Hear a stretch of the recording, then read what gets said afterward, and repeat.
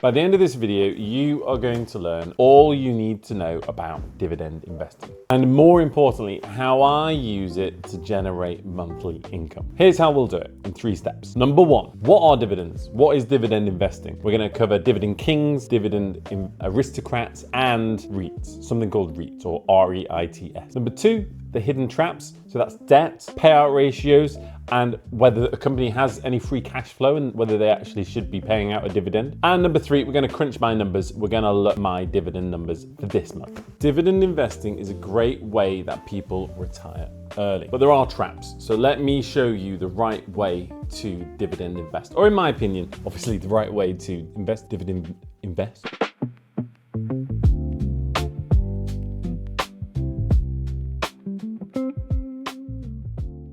Right, as always, quick disclaimer before I start. I'm not a financial advisor. I don't work in finance. This isn't financial advice. Of course, before you do any investing whatsoever, go away and research it yourself.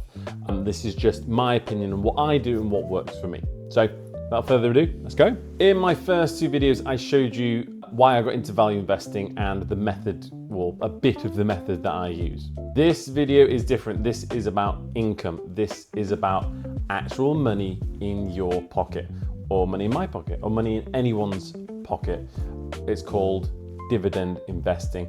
It's a very specific type. Dividend investing and value investing aren't mutually exclusive. They can be done together, although they can also not be done together. So you could invest in a company that has a dividend, but might not fit the parameters for a good value investment. Now, I'm not going to lie to you, dividend investing is not going to make you rich overnight, but over time, it will help you make money, and it's going to compound as well. So if you keep compounding your returns, it will, of course, improve your odds of getting rich over a long time. So if you build passive income, this is the video for you.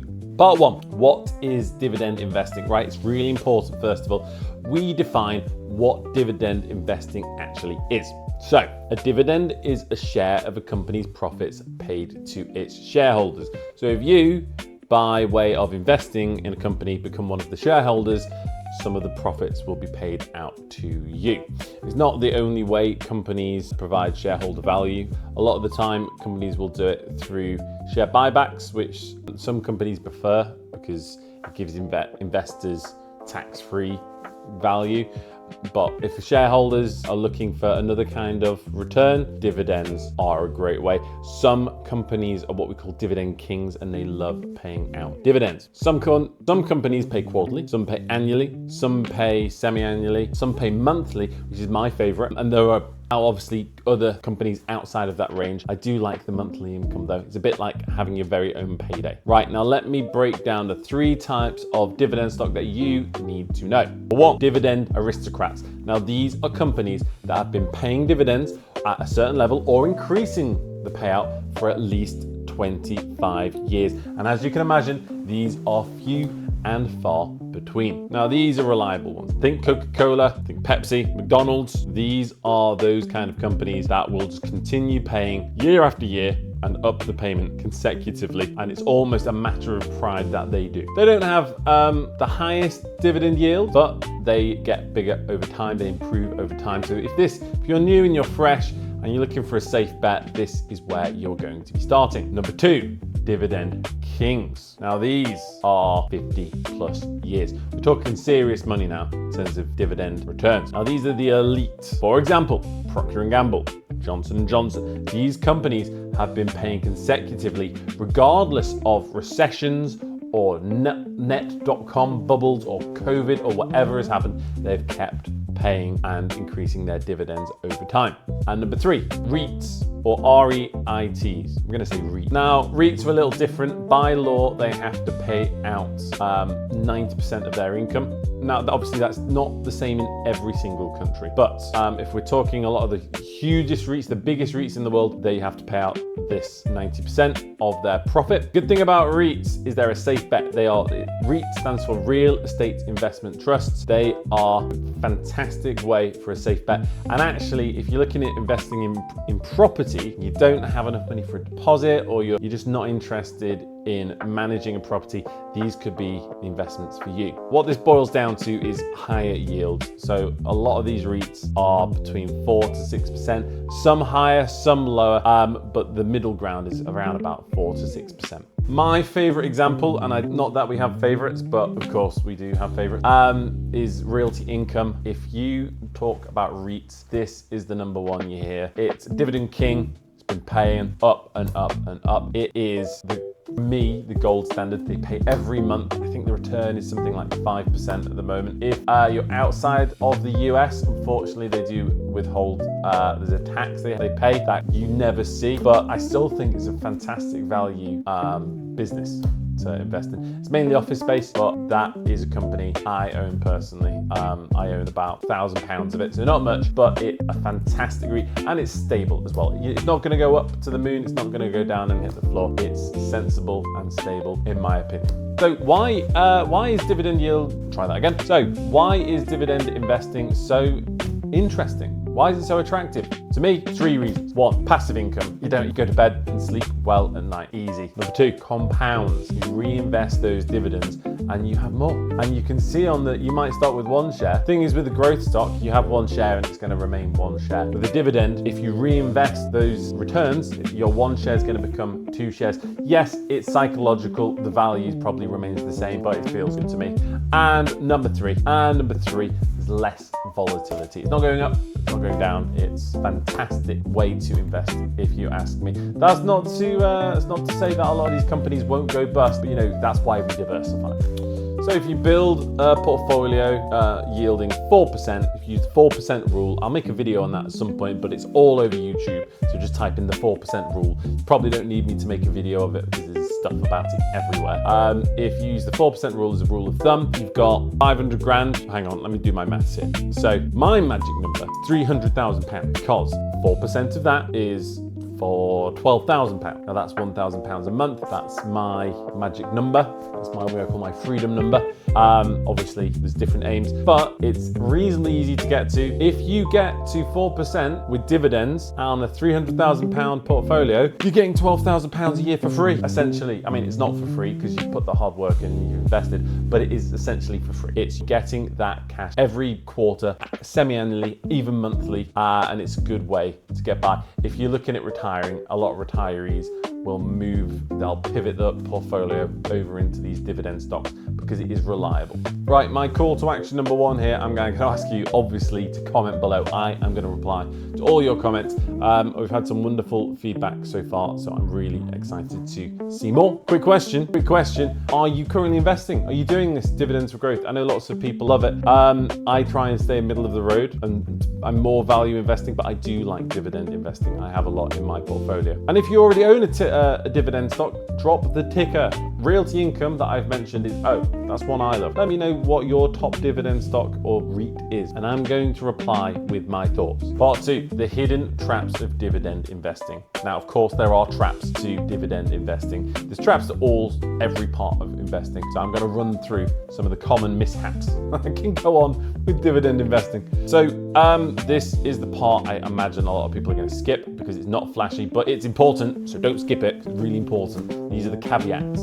Here's the truth. A high dividend yield can be a trap. Now, there are certain companies that act in a rather, shall we say, unethical way. Now, some companies want to pay a good dividend. It makes them more attractive, and actually it can inflate the stock price. So there are some companies in the world that instead of paying down debt or doing other things, for example, stock buybacks, there are some companies in the world that will pay dividends and take out debt to then fund the dividends. Now, that is obviously a big problem. We need a big, can I flash a red button on the screen or something? Red alert, everybody. Yeah, we don't obviously want companies like that. Now, borrowing money to pay shareholders is not generosity, it's desperation. They don't want the stock price to drop. it's kind of a downward spiral because the more debt you take on, it costs a lot of money to service that debt, though that dividend's not going to stick around unless the business turns around straight away. There's a dog woofing outside. Can you hear the dog? Right now I'm going to give you 3 fundamentals I'm going to say you should probably check for buying a dividend stock or investing in a dividend stock. I've mentioned fundamental analysis in my last video. If you've not watched it, go and take a look. Number 1, debt to equity. To me, important number. This is the most important number to dividend investing, if you ask me. If a company has a debt to equity ratio, if I'm going to make something up crazy, of 5, which means this company has 5 times the amount of debt as its equity is worth. Now, there are some companies that do have high debt to equity ratios. Think high capital intensive industries like maybe construction or industrials or builders. They will have a higher debt to equity ratio, so it's not an immediate alarm bell. But if a company's debt is only going up, what should be happening is their dividend is only going down. And if the dividend is only going up and the debt to equity ratio is also going up, it's not going to work, is it? It's not going to go on forever, unfortunately. So that is my big red flag. Number 1, I would say to look out for. To me, under 1 is acceptable. It depends on the industry standard though and their industry peers. If they're doing better than their peers, they have less debt than the industry average, probably a safe bet, although it depends on each company. Number 2, payout ratio. Now, what in the world is payout ratio? This is the percentage of earnings paid out as a dividend. So if the company is paying out all of its earnings, red alert, that's a problem. Not for all companies though. That maybe there are some companies that can't expand and it's worth paying out the dividend. But if a company is not reinvesting, it's not improving its products, and it's not getting better, the income is likely to go down, in my opinion. And I can't think of any companies that have just stayed around. Oh, actually, no, I remember watching a video of Warren Buffett speaking, saying one of the companies they own in Berkshire Hathaway is a sweets company, and they're not going to be able to improve their market share. There's not much R&D that's going on. Old school sweets company, they just pay out most of the earnings in a dividend. Well, it's not a dividend, it's reused elsewhere in Berkshire, but to me, that's fine. If it's a company that is like that, okay. If not, that's a bit of a problem. Another reason for that as well, if a payout ratio is 90% and then there's a bad quarter, big problem. If they've got no cash in the bank, that is a big problem, isn't it? So we don't want that. Rule of thumb for me, under 60% for most companies is fine. 60 to 80%, keep an eye on it. Above 80%, don't touch. Actually, for me, I like to play it super safe. I'm going to keep it under that 60% regardless. For REITs though, it's a slightly different story. It's stable income. If they own an office block with rental income, that is stable income that is unlikely to just disappear forever. Number 3, free cash flow. Right, dividends, as I mentioned before, should be paid from free cash. We are not taking out debt to pay dividends. This happens. It's a bit like, okay, I was going to use an analogy. I can't think of an analogy. Don't do it. Don't go near a company that does this. In my opinion, it is a silly thing to do. You want a company that has got a load of cash and they're like, what do we do with it? Let's pay it as a dividend. That is what you're looking for. Or a quick check you can always do, is the free cash flow higher than the dividends that are being paid? Yes, fantastic. No, we're in a bit of a pickle. Right, an extra bit right now. I'm going to go through a few tax implications. This is going to be for the UK because I'm from the UK. There's a £500 dividend allowance. If you go over that, you have to pay tax. So I don't go over the £500 because it's silly for me, really. I'd rather go for a stock that's not going to do that. Of course, you've got your ISAs, you've got your SIPs, you've got other things that I'm not going to talk about too much that are like your tax wrappers that you're not going to pay tax on. But in an ordinary general investment account, you are going to pay tax on dividends. There are other ways around that, but I'm not going to talk about anything about tax in this video. It's outside of the scope of the video. So to summarize part 2, don't chase high yield. Simple, don't chase high yield. Check the payout ratio, under 60% is safe, probably, hopefully. Check free cash flow, it should cover the dividend. Then, and only then, look at the yield, because all the yield is worth nothing. It's just hot air that is being blown, or hot paper, I guess, if it's written down. A 3% dividend from a company with a great cash flow that is growing, fantastic. An 8% dividend from a company that is not growing at all, and is contracting in size and taking out debt, stay away from. Right, and again, comment the ticker. I want to hear about this. Go onto the comments, say to me, oh, I was about to say my teaching name then. Go and say Stock Picker for Dummies. Is that my name on here? My name's Will. You can call me Will. Just say, Will, I can't quite figure out what's going on. I bought this stock. The dividends seem good and it's all gone pear-shaped. Comment the ticker. Let's have a talk about it. Right, I'm going to try and crunch my numbers now. You ready? Let's give it a go. So I'm going to go for the on-screen. Oh, I'm not very good at doing this, so we're going to see what happens. So we're going to crunch my numbers. Oh, no, it's not working. Okay, right, let's crunch my numbers now. I'm never good at doing this. Let's try it, though, with the on-screen stuff. So I'm in my general investment account. Yeah, just go over 10 grand in there at the moment, which nice enough went up during the Iran war, which we've just had. So it's horrible to think suffering means stocks go up, but that's the nature of a defensive portfolio, unfortunately. I don't want to get into it. It's a horrible situation. Anyway, let's have a look. So if I go over to my activity, what have I been doing? Let's have a look. So I'm going to go, this is just some of my dividends. You can see, let's click on dividend. This is free trade I'm using, by the way. So I haven't used free trade. That's what I use. I quite like it. This is my dividend portfolio on my £10,000 defensive portfolio. Remember, this is not a dividend only portfolio. This is just for my purpose behind this is it's value investing. Dividends can just come naturally with that. So I've got some, as you can see, it's tiny stuff, 6p. This is this month, right? So let's go down to, no, this is not all this month. Let's have a look. Let's go through the last, okay, let's February. That's the X date, that's the payment date. Right, so let's go down through March. We've got March here, March. So 2nd of March, 94p, then 6p. Hang on, I'm gonna go crazy. I'm gonna bring up my calculator. So this is for March we're looking at. We've got 94p plus, hang on, I've hidden it. Let's try that again. 94p plus 6p plus, oh, hang on, 64p, 0.64 plus 44p plus 50p plus £3.70 plus 0.93 plus 75p plus 78p plus 95p plus 1.08 plus £1.30 plus 0.28 plus 52 plus 1.81 plus £13.14. Thank you. 13.14 plus 1.73 plus 0.68 plus, is that the last one? Yes. So £31.23 dividend investing on a £10,000 portfolio. So what's that? 30. Should we times it by 12 to figure out what it is for the year? That's just this month, but let's say it's 300 quid a year. A 10 grand portfolio. So all coming up to 4%. Not quite, but coming up to 4%. That's amazing, really, to me.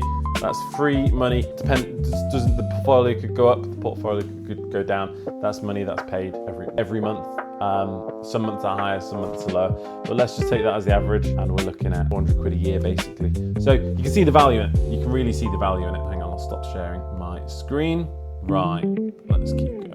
So now, here's what you do with the cash. You've got two options. Number one, you take it as income, taxed, it's not in an ISA.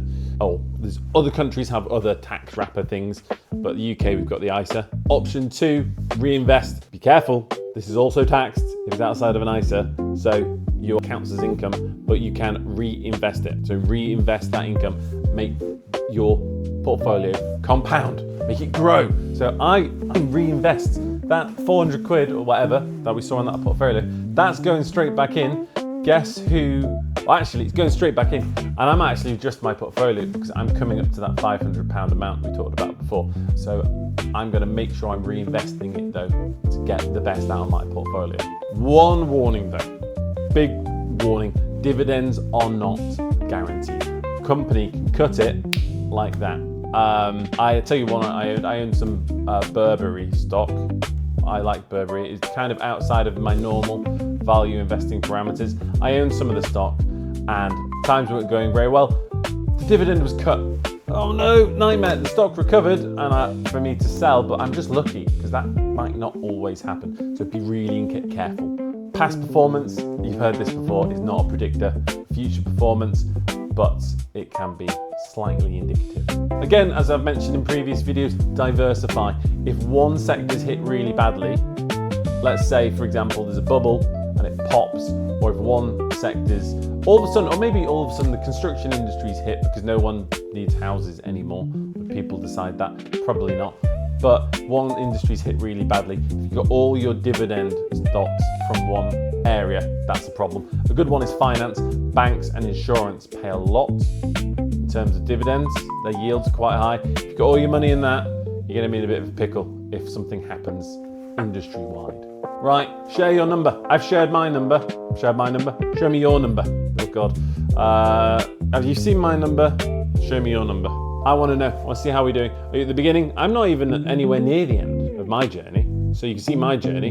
I'm still going. Are you in the middle? Are you nearly at the end? Do you have a portfolio that's generating $6,000 of dividend income a month? I want to hear. I want to know how you did it if you are at that point.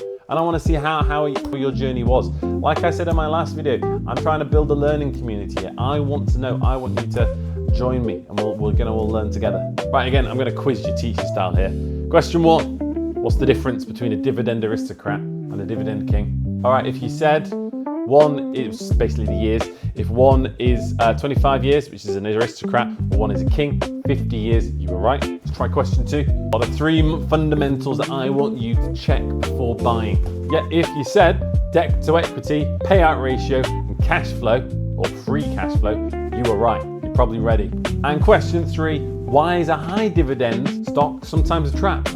Because companies might borrow money to pay it, and it's a nightmare. All my days, I don't know what to do with some. I've seen, and a lot of insurance companies can do it. A lot of companies from all over the shop can do it. Be really careful. If their cash flow is not sustainable, the dividend is not sustainable. Right, again, if you have got all 3, you're probably better off than most beginners. So off you go. Go and have a look. Okay, if you haven't watched my first 2 videos, take a look. This is video number 3. 3 is the magic number. This is my hobby, so it's something I like. So I don't know if we'll get traction or not. We will see. I've got a couple of videos. Hopefully I can make them pop up on screen. Number 1, how I beat the market and how you can too. Number 2, my value investing method with Ben Graham. I say Ben Graham like I know him. With Benjamin Graham. This dividend investment video builds on both of those, of course. Right, thanks for watching. Keep reinvesting those dividends, and I'll see you next time.